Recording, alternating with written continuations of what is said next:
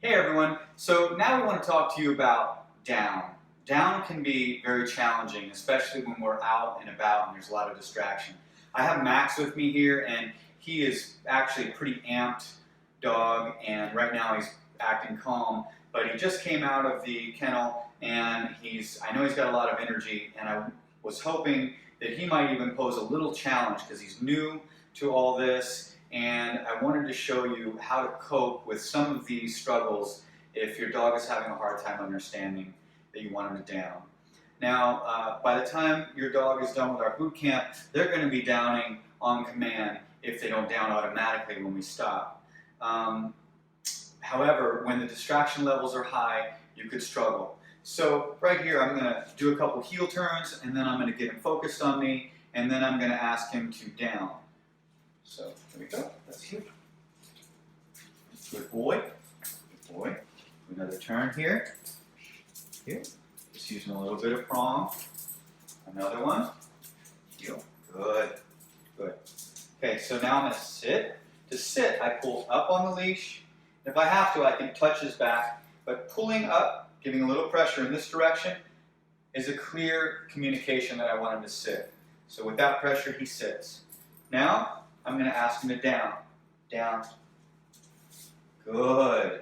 No trouble at all. That was wonderful. So he didn't give me the challenge that I was hoping that you would see, but I'll just go ahead and describe that to you now.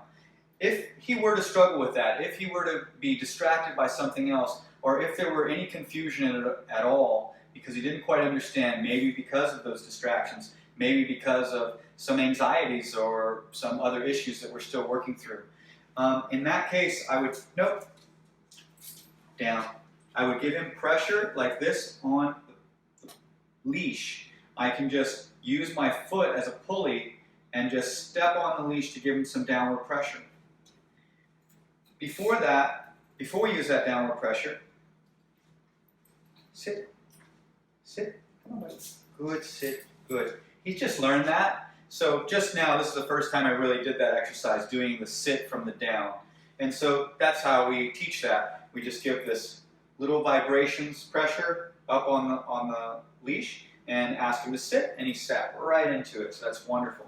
So now, if I ask him to down, so I give him the down command, down, he doesn't pay attention or he's not listening, then I go right to giving him stimulation on the collar, and down. Okay, he's not listening. Down. Stimulation. As soon as nope, down. So I didn't hold it long enough.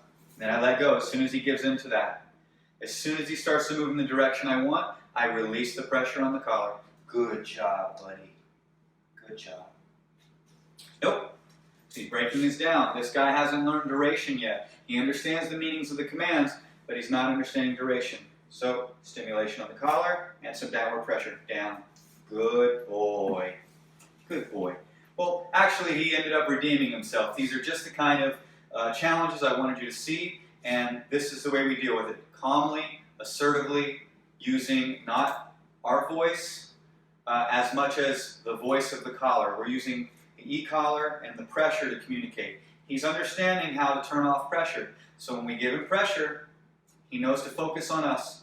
When we give him stimulation on the collar, he knows to focus on us and pay attention to the command.